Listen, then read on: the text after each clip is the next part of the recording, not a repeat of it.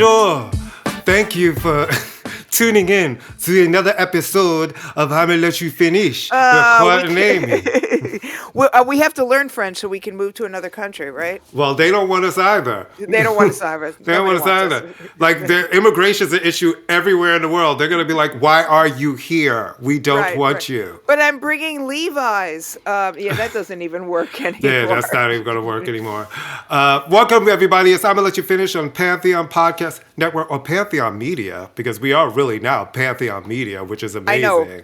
We glow up. We had the title glow up, baby. It's episode 221, and I'm still going to say, please we are the OGs of being a different kind of show on Pantheon.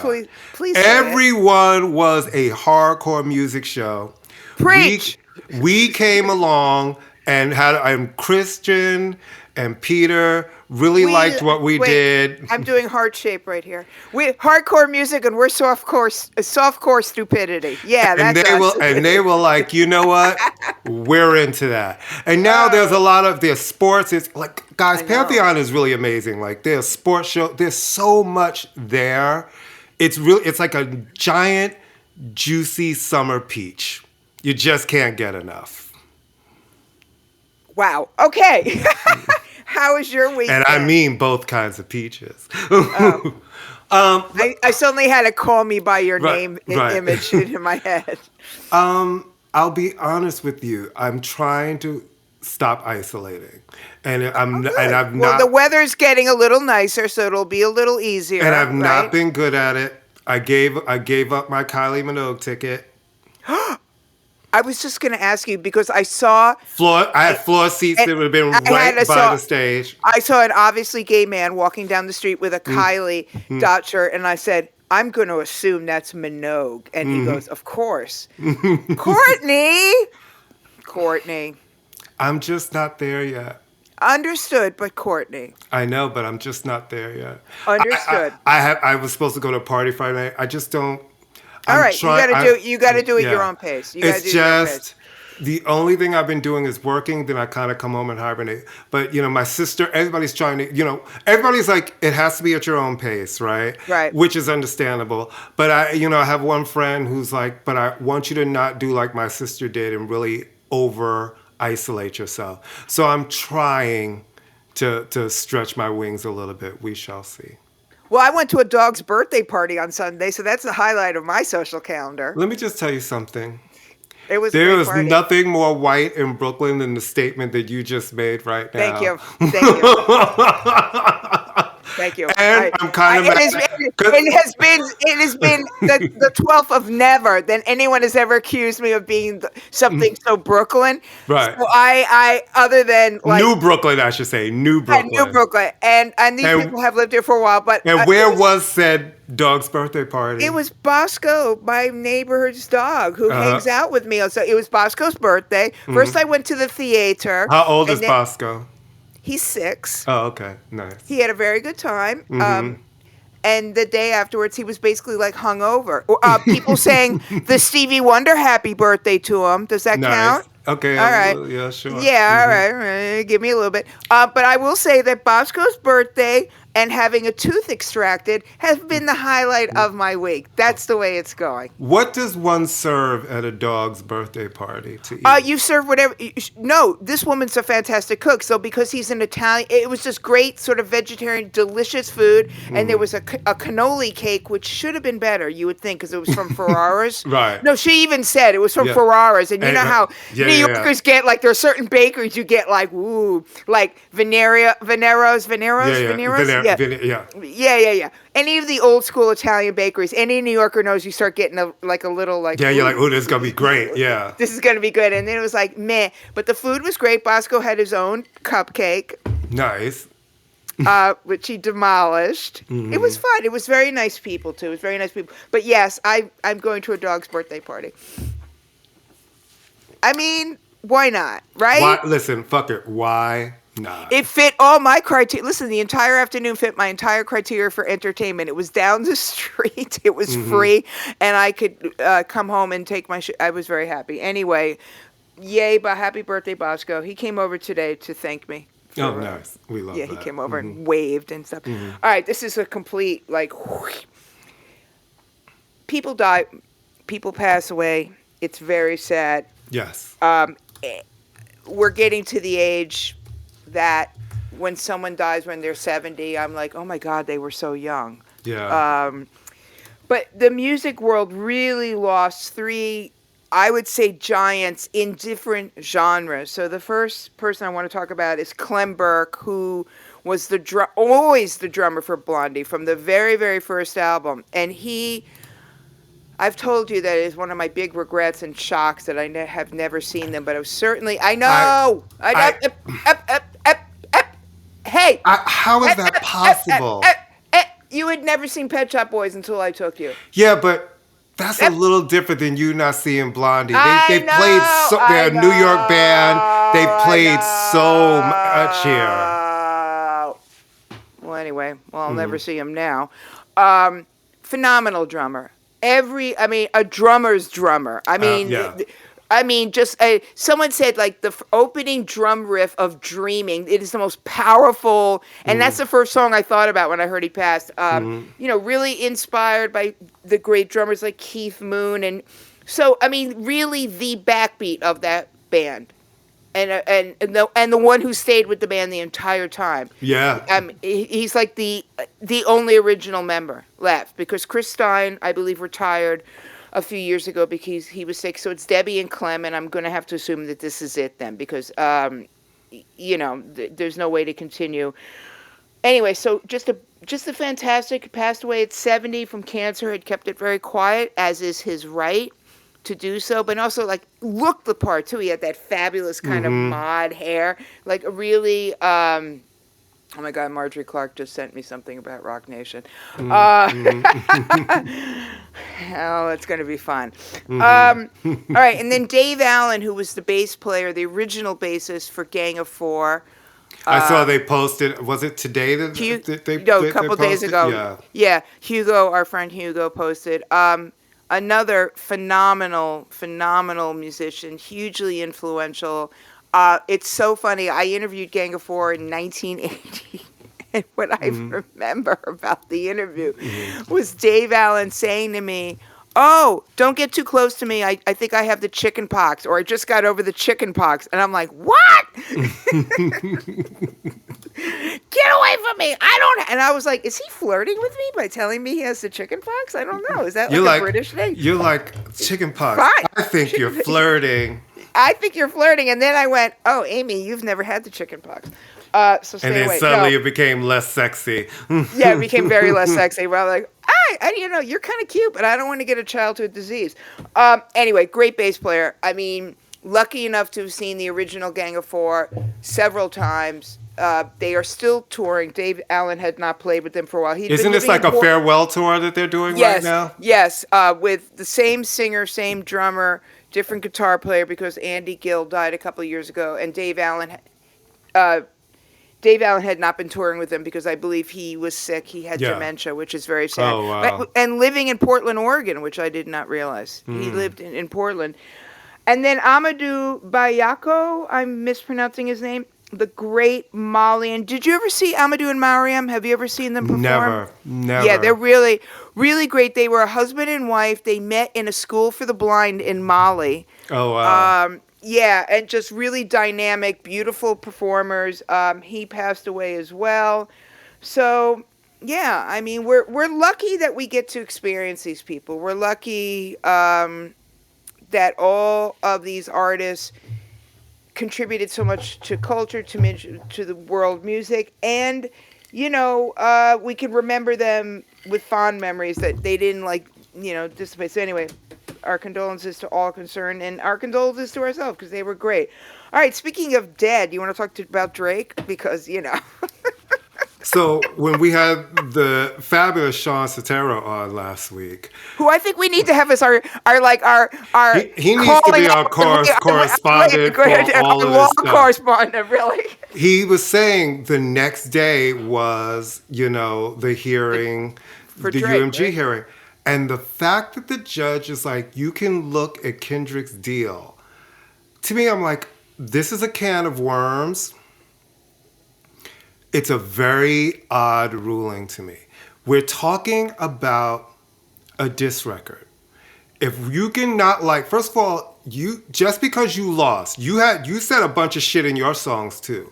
Because you lost, now you want to have this suit, and now we're going to be going through people's paperwork to see what their deals are, and you got that just sounds that's so such petty. a weird and it's crazy, and I'm like, I don't know, it's like I'm not a big Drake fan, but I've actually lost a lot of respect for him with But this. explain this to me, because I don't understand what looking at Kendrick's legal. I guess because they're trying to. That's what I don't get. Like, first of all, if you think that somebody is buying streams and buying records, they never put that in a deal.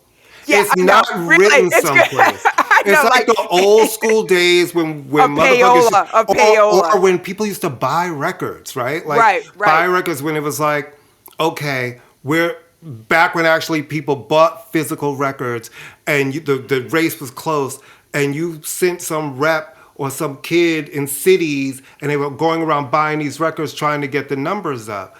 But Look who's here. Look who's hey, Spoonie. She's here. Hey, Spoon. But they never, it's not written down someplace. I know, isn't that hilarious? Like in the contract, I know, it's like, come on, man. First off, hello, Drake. You've benefited from this corrupt system too. I mean, a lot. As many hits in all of the songs you've had. Don't act like there wasn't some favor someplace to get these records played the way they're played. But it's opening up a weird can of worms, and I hope I hope Kendrick's side really appeals this, because it's like, why you want to see the makings of my record deal, then release the makings of both of their deals. That's it. And chances are, the industry being as small as it is, they probably have the same lawyer. Or some crazy shit. I mean, chances are that, this is not like, the whole thing just doesn't, and it's also just immaterial. It's like, why do you need discovery on this? Because, like you said, there's going to be nothing in the deal. Is he looking for like hidden drug deal money, or what is he looking for? I think he's just looking to drag this out as long as humanly possible to keep his name. He wants a win. No, I think he wants a win.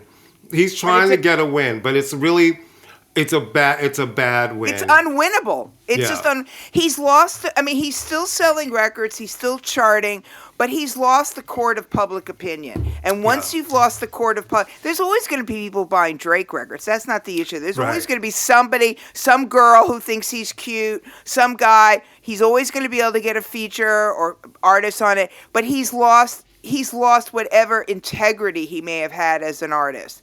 And at the end of the day, that he's lost the battle, because Kendrick captured the moment and capitalized on the moment. And if he keeps this kind of stuff, I mean, if Drake thinks he's ever going to headline the Super Bowl or do any, no, you know. And here's the thing: is it hip hop to really be like, I'm suing you because I didn't Not like at what you all. said in a diss rap? No, it's ridiculous. It's absolutely ridiculous. It's like somebody in professional wrestling suing somebody else because they got hurt in the ring. It's professional wrestling. Hip hop is professional wrestling. Yeah. You know what I mean? It's like, it's just a very, very stupid. And but weird. It's weird. It's very weird. immature. All right. We hate lists, right? We hate lists. With a burning passion. They're just so lists. dumb. It's like, we hate lists. All right. Billboard, who is a very reputable magazine. Sometimes. Obviously. Well, but they're an industry. I mean, the thing is, Billboard has legitimacy, and the people who write for Billboard, I mean, it is a trade paper fundamentally. Yeah. I mean, it really is. And so they have put together, because it's a slow news week, a top 25 female rappers. Now by the staff. Now the staff selected them. So the criteria is like really weird stuff. It's like longevity, their body of work, their flow, their lyrical storytelling skill. Oh my God, Kat, get off the computer. Sorry. All right. What did she just do? Sorry. All right, so the number one artist is Nicki Minaj. Uh-huh. So literally heads, like hip-hop heads and physical heads, are exploding all over Facebook. Now, let me just say this.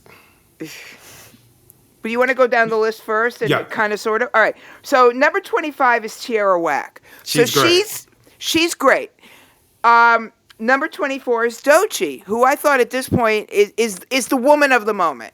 She's the woman of the moment. Where it gets really weird for me. Okay, so number 7, for instance, is Salt and Pepper. Last time I looked, those were 2 separate people. Well, they're a group, right? No, So, no, yeah, but it right. didn't say when they do. Somebody wrote this, and it's true. When they talk about the best rappers, they don't list Big That is Boy true. and Andre. That They is list true. Andre usually. That So is I thought true. that was a little kind of like they're not interchangeable. All right. No Jean Grey on this list. That's what every single solitary human being has said. No. Did she No. explode commercially huge? But Jean Grey, if you're a real hip hop, you know who she is. No Mia she's X on great. this list. Where's Mia No, X? I think Mia X is on the list. She's not on the list. She's not? Okay. No. Okay, no Rod Digga. Okay. So Little Kim at number 4. A lot of people are like, yeah, but she didn't write her own rhymes. All right, that's a conversation. Okay. Here's the thing. Number, We're talking about rappers, though. Like, how does she deliver the music? Like, because Fantastic. there's a lot of men who didn't write their own shit and had help. Yeah, no, so let's be fantastic. real about it. Like, how Yeah, she yeah. delivered it. no, she delivers it great. Number 14 is Left Eye, which is a surprising choice to me. Yeah. Not because I don't like it, but I'm sort of surprised. Number 8 is Roxanne Shante. Really? She should have been much higher. Absolutely. She should have been way much higher. Latifah is Little Kim is above Latifah. I'm sorry, I'm going to sound like an old woman here. Latifah, come on. Latifah, Yeah. I think is a better lyricist. I really do. Yeah. I really do. Who is you know I don't get the Doja Cat, nor do I want to get the Doja Right. Cat. Now, I do think she can rap, but it was interesting to have her. Okay, let's hit the top 10 are 10 Foxy Brown, 9 Eve, 8 I Roxanne like Eve. Shante, I like Eve. 7 Salt and Pepper, 6 MC Light, 5 Queen Latifah, 4 Little Kim, 3 Lauryn Hill, 2 Missy Elliott, number 1 Nicki Minaj. I don't know. I mean, they're all worthy. Yeah. I feel like MC Light was just so known as a brilliant lyricist. I mean, that's the thing. The whole criteria. So, I mean, bless her heart, we loved Cardi B, but is she a storyteller and a lyricist? She's number And she's- 11, and here's the thing. I love, you and I have talked about this with her. We love the idea of Megan Thee Stallion. Her too. Okay, let's Right. put the two of them together. Yeah. I love the idea of both of them. Yep. Love But- it. But But the top, yeah. the trendy, the now, but not the top. No, not at all. Because I don't really like the way Cardi raps, if I could be honest with you. I Well, don't I- like the way she raps. I could top that. Name me a Cardi B verse. Exactly. Something, something, something with my wop. wet ass. Right, something, right, something, right. something, Yes, and it's something loud wop. ass. Yeah. And when you think about it, and I love Right, her. you I can love fuck with me, bloody shoes, and my shoes Right, are bloody, right, and yeah, their shoes, bloody, and they're bloody, Bodak bloody, Yellow, bloody, yeah. bloody, bloody. I love everything about Cardi B. I love every single thing about Cardi Yeah, B. I me think too. she's- And I love that I her think mother. she's I love fabulous. that she loves the Pet Shop Boys. Did Yeah. you know that she's a Yes, huge she Pet Shop does. Boys? I love think everything- she's fabulous. But I she's could- put out one album. Yeah, One yeah. album. And Megan Thee Stallion has 40 albums, can't name And 3 I songs. can't name. I can name the one that's really what's I can name that? Savage, and I like, Savage. okay, and I like Body Yaddy Yaddy, but I'm a homosexual, so I would like a Yeah. song called Body Yaddy Yaddy Yaddy Of Yaddy course, Yaddy of course. Yaddy, Body Yaddy Yaddy. And Savage. You would like a song called Savage too. Yeah, I don't know, because storytelling. All right, in defense, rappers are. Doechii goes back to the storytelling thing. Tierra Yes. Whack goes back to the storytelling. Tierra Whack's Rhapsody amazing, does. yeah. Rhapsody Rhapsody's does. amazing too. People were like, "Where's Bahamadia?" Another one. There's a lot of people who are not on this list who should be on the list, which is why, hold for it, lists are stupid. They're just Little Mama. I love Little Mama. The lipstick song. I love that song. Even though she's clearly cuckoo for Cocoa Puffs, I'm thinking. Trina's number. Okay, Trina. Let's go. So number 11 is Cardi. 12 is Debrat. I think Debrat should be above Cardi if we're going to talk about hip hop. Yeah, Rap. yeah. Trina's number 13. Trina should be above Cardi. Left Yeah. Eye is 14. Megan is 15. Doja Cat is 16. That feels controversial. Rhapsody is 17. Remy Ma is 18. Lotto is 19. Moni Love is 20. Where's Lil Sims? Where's Lil Sims? Glorilla's 21. There's no Little Sims. Where's Lady Sovereign? Where's Little Sims? Lady of Rage is 22. Gangsta Boo is 23. Doechie's 24. And Tiara is 25. Yeah, look, these lists are always going to be just suspect. I think at the end of the day, when you look back at influence, obviously, you have the old, it's very much divided, but it is funny, not funny, but every single person on every single feed is like, where's Jean Grey? Because it's like, if you know hip hop and you're talking about the best of all time. She's great. Did she have the commercial success of the others? No, but you didn't say who's the most commercially successful. Not at all. Who's the best? Is Tierra Whack's not a household name. Like, people know her in certain circles, but it's really, I don't know. But what I'm saying is that I hate the criteria is also. Sometimes I think they just come out just to get people fucking talking. No. Sometimes you think that. Mm-hmm. All the times. It's every single list, every single nomination, every single Hall of Fame, every single everything is basically to stir up a conversation in the age of social media. Basically. Of some sort. Anyway, we don't get it. All right. Can I say something I'll throw allegedly in it. Russell Brand is allegedly a piece of shit there. And always has been. Clearly. And it's like... And not funny. I'm sorry. Talk about when you do a list of people who are like, are you kidding me? They're supposed to be funny. He is not even remotely funny. He looks disgusting. He looks like a negative. He looks like a pap smear. There, I said it. He looks like before and after, or after. Right, like when they take the cells and put it on the thing to grow them. That's what he looks like. Katy Perry must have been high as a kite or just so naive when she married him. And he's like a crazy anti-vaxxer Christian MAGA person. So screw him. And I think he dumped her by text right before a show in Brazil. I mean, whatever you want to think about Katy Perry, he's just a horrible human being. And he's a big Trump supporter, and he's horrible, and we hate him, and he needs to button his shirt and go away. And I think he's probably guilty of sin. What say you? I say, here we go again with another set of allegations about something with you that doesn't seem right. And after a while, it's just being like, why you can't, you're saying I didn't do all of these things. Okay, that's your word. But my question to you is, why are you always in a situation like this? Because he's scum. Why are you always in some weird story? There's always something weird around you. He's not, it's not even weird, it's criminal. Yeah. He's not I'm sorry, do you see Ryan Gosling? Are there articles about him? Right. Pedro Pascal. There are stuff like that. No, there are certain people that are just not good people. Russell Brand is not a very funny person. He was in one movie that was mildly amusing.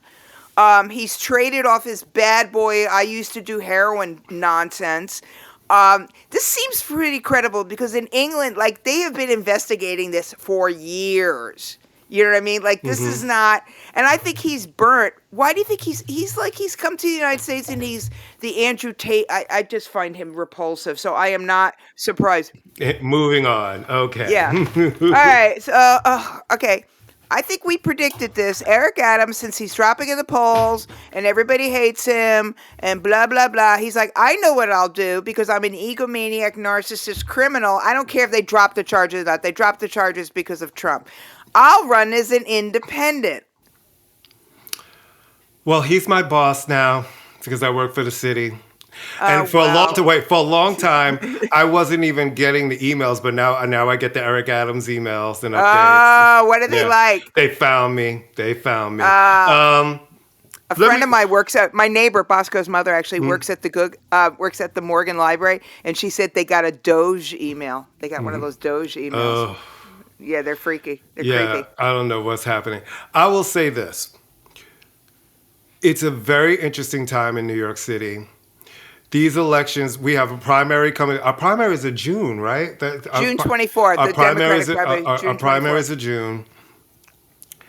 I'm undecided who I'm voting for, but I know who I'm not voting for. I know who. Well, there are two people who are definitely not getting my vote. Cuomo and Adams. And I'm looking at all of the candidates. And there was one guy walking around. I have his card on this weekend who's self-funded and running for mayor. The guy Zohan something. Yeah, the card's something. Yeah. So He's very cool. I'm going to look up all of these candidates because I actually think, I don't care what these polls saying that this one's ahead and this one. No, it means nothing. I actually think it's an open race.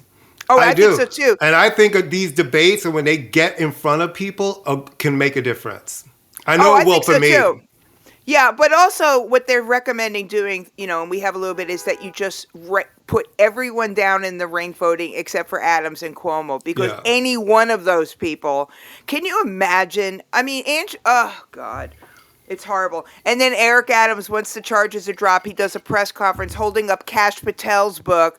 Like, I'm so sick of the victim. Like, oh, they're persecuting me like But Jesus. The weird thing is, and this is where I'm not going to go too deep in this, is it's a little misrepresentative because when the charges were dropped, the judge did not say, you're innocent. No, not at all. Actually, the judge kind of said the opposite, but dropped the charges and made it so that they couldn't come back and refile them and hold it over his head because as being the mayor of New York City, he felt like you shouldn't be beholden to anyone else because there's a threat of something being held over you.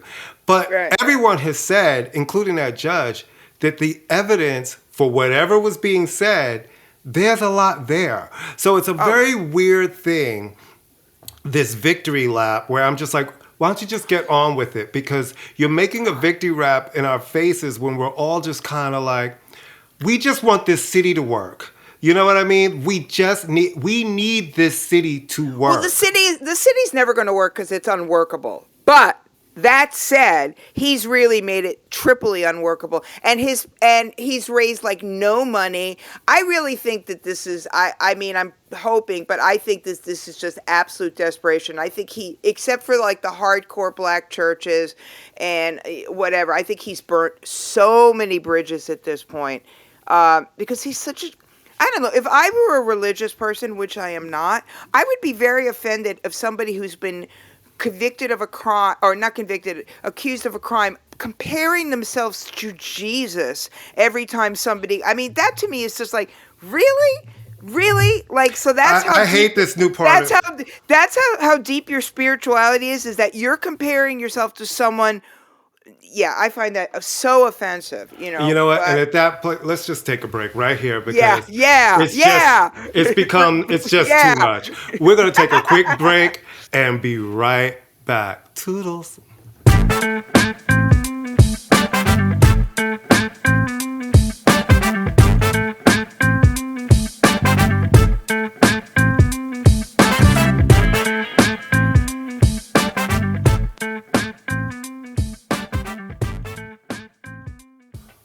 Bonsoir, we're back. Remember when I was obsessed with Melan Farmer? That was like every 5 seconds. Remember? How could I forget? But I will say, through these last few weeks, it nags me like it's like a cold sore.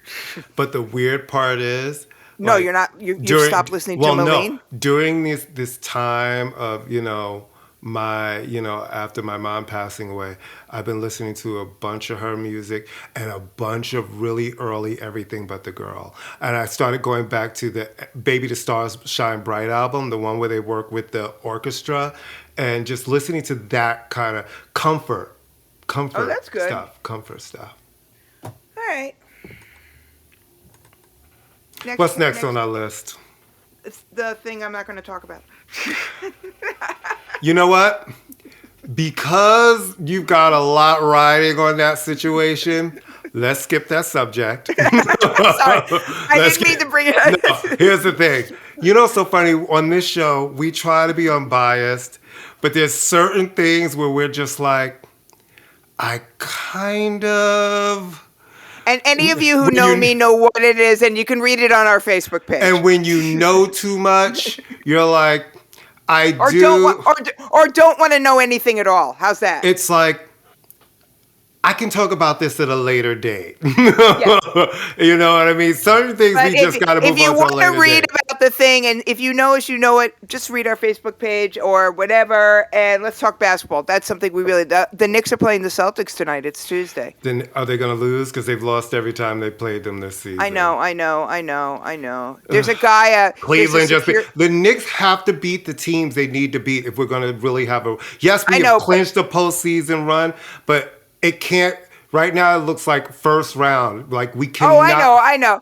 There's a guy who works as security guard at St. Francis. He's really hilarious. And we always talk basketball. Now, it turns out one of the reasons he has problems, he bets on the game. So that's part of his. Let me just tell you something. Working with the city, I work with a lot of folks, and they're trying to teach me the betting shit. They all bet. They all bet. The spreads, and they're like with all of the draft and all that stuff. And I have never been, I've gone to Vegas and Atlantic City. I'm a slot machine, maybe a blackjack bettor. Yeah. I don't understand the odds and the spread. I don't know. I've never understood it. The over under. I don't know what any of that means. I don't get it. But so he's always mad at the Knicks because of money. And I'm like, I don't know. I wouldn't bet on any human being. You're literally betting on a human being to do. Listen, as a Knicks fan, we all know. Sorry, Petey, we're talking about the Knicks again. Sorry, our British people, we're talking about the Knicks again. You just take what you can. The Knicks are a great lesson in detachment and gratitude. You're happy for the 5 minutes of happiness. Last year, we got like a whole 2 months of happiness out of them. We did. Listen, and we know we'll be in the postseason, right? So there's happiness. Yeah. But I want more than happiness. Back? Is he back, Jalen? Yes, I believe if he didn't play the other night, he's coming. I think he's going to play tonight. How's the new guy? They got a new guy, right? Hold on, let's see. PJ something or other. PJ Tucker. We love PJ Tucker. He's an amazing basketball player.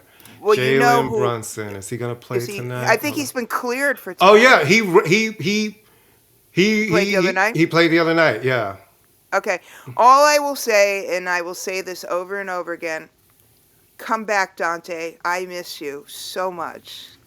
You know I enjoy a Thug White. You know I like a Thug White. That's your guy. He's my guy. He's everyone's guy. You notice no one's talking about no one's saying a word about Julius Randle. Haven't heard a word about, haven't seen a clip. And I like Julius Randle. Don't get me wrong. I like him. But I'm telling you, that clip of Dante getting into the fight last week, I don't approve of violence. But that was a great clip. But you love a little fight. You do. I love a little, well, unless it's Bill Laimbeer. See, Dante's not a jerk. Bill Laimbeer is a jerk. He reminds me of Chris Mullin, Dante. He reminds me of Chris Mullin. And I always like Chris Mullin a lot because he's a New Yorker. All right. Speaking of basketball, that was like the weird. So, speaking of New York and speaking of basketball, Carmelo Anthony. We're just going to say Carmelo Anthony and clap, and then just leave it at that. And Dwight Howard. Let's mention him too. Come on. Are in the Basketball Hall of Fame. How amazing! Maya Moore also got in. I believe. Is it Sue Bird? Is it Sue? Like who? If she's not, in it already. Hold on, let's see. And congratulations to the NCAA. We don't care. We don't pay attention. People won big games, and it was on last night, and yay, college. I don't know. Yeah, it's Carmelo Anthony, Dwight Howard, Sue Bird, Maya Moore, Sylvia Fowles, Danny Crawford, Billy Donovan, Mickey Arison. They got in Sue Bird. Good for Sue. Good for Sylvia. Now, have you ever been to the Basketball Hall of Fame Museum in Springfield, Massachusetts? No. Courtney. I went a long time ago. I mean, I went like 30 years ago, or maybe. It is phenomenal. Really? It's so good. Oh my God. It's probably 100 times better now. They have clips from all the old games. They got uniforms. It's probably 100 times better now. But yes, it's in Springfield, Massachusetts, the Basketball Hall of Fame Museum. It's fantastic. I remember taking Lucian there because my sister got married in New Hampshire. So on the drive by, we stopped there. And he's like looking at all these old footage of guys from the 70s. And he's like, Why are their shorts so high? That's the way they wore them back then. Why are they playing basketball in Chuck Taylors? Because that's what people played basketball in then. No, I'm very excited about Carmelo because I do love Carmelo. Yeah, I'm happy for him. Speaking of which, I was watching something the other day about Judaism or some kind of Jewish kind of thingy-do, and guess who pops up on it? Amari Stoudemire. Yeah, you didn't know he was Jewish? I did know he was Jewish, but it was just sort of a random Jewish. I mean, he's like Jewish. Yeah, like, for real. For real. Like the whole nine. Yeah, Amari, looking very nice. Happy Passover. So, anything else? Am I the only person, by the way, who has not watched White Lotus this semester? I mean, okay, good. All right, thank you. It's not like I'm doing it out of protest. I just feel like I watched the first 2 seasons. I've not been able to concentrate. Like all of the things I normally watch, I didn't watch White Lotus. Everybody knows I love Australian Survivor more than the U.S. Survivor. And I've not been able to watch. I saw a show in England that is screaming out your name. What is it? Screaming out your name. It's called Temptation Island or It's brand new. No, this show is so fucking stupid. It's a bunch of people. So it's a bunch of like hot people, hot people, but one lumpy person. It's already like the high maintenance bougie black girl, and the guy who's probably gay and he doesn't know it, and the woman who's definitely lesbian and she probably does know it, and the struggling single mother who gave up everything to. It's like literally, I was watching this thing because my friend is really into the British do the best, and I'm like, oh my god, I was like. Instantly, it was like crack, and they're driven to like Bora Bora. It's 5 million degrees. They have to do these insane things where they have to climb a mountain and only use teaspoons for hands. It's like crazy shit. But they work in teams, and so. They'll say, hey, if you want to spend the night in an air-conditioned hotel room, you just have to give up 25,000 of the 100,000 you might win. So normally they all get together and discuss it, but 5 minutes into the show, bushy, high-maintenance black girl's like, I don't give a fuck. I'm lying in the bed. And it's so crazy. Like, she's literally lying in an air-conditioned bed for an hour and a half, and she lost the entire team $25,000. And I'm like, this is the greatest thing. This is the greatest show I've ever seen in my life. This is the best thing I've ever seen. This is I've ever seen in my life. But it's so, everything is so stereotyped. It's like the minute she walked on, this is fine. She's a celebrity stylist. I hate that term more than anything in the world. Know. I hate that term. What are you? I'm a celebrity makeup artist. I'm a celebrity stylist. Right. But as soon as I saw that, I was like, who did you style? Gemma Collins from Towie. Yeah, exactly. She's like a stylist or she's just something where she obviously is basically unemployed, and when her girlfriends need to go to a wedding, she lends them something. But anyway, if you can find it, because I know you know how to find the British TV. I'll find it. I actually have passed it. I know where to look for it. It's and I finally watched Gogglebox. I'd never seen Gogglebox before. It's hilarious. Okay. You liked it? Yeah, it was fun. It was fun. Okay. It reminded me of Mystery Science Theater 3000, but with humans. Tonight is the first show of the Sugar Babes tour that you sent me the poster of. Tonight's the first show. In England. In Leeds, yeah. It's a UK, their biggest UK then European tour. They've never done a date here in America. Gee, I wonder why. Yeah, but there are certain groups. Do I think they could do a tour of America? No. But they could do spot dates. I think the Sugar Babes could do L.A. and New York. I think if they did Miami. Maybe Miami. I'm not so sure with Miami. But I think New York, like if they did a show at one of those Brooklyn venues, they would sell it out. Abso-fucking-lutely. They could probably do the Paramount. They could absolutely do the Paramount. And they would sell that shit out. Yeah, they would. Because every time I walk back from work, I look up at the Paramount. That's how I feel old, is when I look at the marquee at the Paramount and go, who is this first? Right, you're like the Chingy Chong dancing, I'm like, who are dancers of Dubai. I don't know who this is. Yeah, I have no idea who these people are. It's like, who are you? But you've sold out the Paramount and Mazel. All right. right. What are you listening to these days? Well, I think I said earlier, it's been a lot An of the same thing. EBTG? Yeah, it's been a lot of them. Just Tracy's voice has been very soothing to me. I will say, out of the new records, I really love this Lady Gaga album. I knew you were going to say that. Oh my God, I can read you like a book. I've been playing it a lot. To me, it's a return to form for her. Okay. It's an absolute return to form, and I like it a lot. And just comfort, things that feel comforting. Good. That's what music. Well, there's a new Yusu and Dor record out that I have to give more of a listen to. I didn't know he had a new album. Yeah, me neither. Thanks to the interwebs. I have to give more of a listen because some of it's really good. Listen, I could listen to him sing this phone book, and for all I know, he is singing the phone book. Right. He sings in a language that Right. he could be singing the phone book. But I always go back to this woman, and I've really been Tasmin Archer, man. I've just been Tasmin. The original album? Yes, the original album. Great Remember, Expectations. She was supposed to be. She was supposed to be huge. Huge. They really thought that it's and she's so talented. It's like, oh my God. It shows you how you can have all the things, and you can have the push, you can have the company behind you, and the public just doesn't bite it, because she was supposed to be the moment. I'm going to tell you something. Sleeping Satellite. Elvis Costello said she's one of the best songwriters he's ever heard, and Elvis Costello knows how to write a song. Sleeping Satellite, to me, is one of the most perfect songs ever. Yeah. I mean, seriously, if I had to give a top 50 list of singles, it would be up there. I can remember the first time I heard that single. I think I was in Germany the first time I heard it. Her music is fantastic. Her voice is gorgeous. Why she didn't, I mean, we could go in a million why she didn't, why she did. I just think she's great. And she's sort of disappeared, right? I mean, she put out 2 records, I think. And then you Google it. We kind of know why Sharon Nelson disappeared, because there was other stuff going on with Sharon Nelson.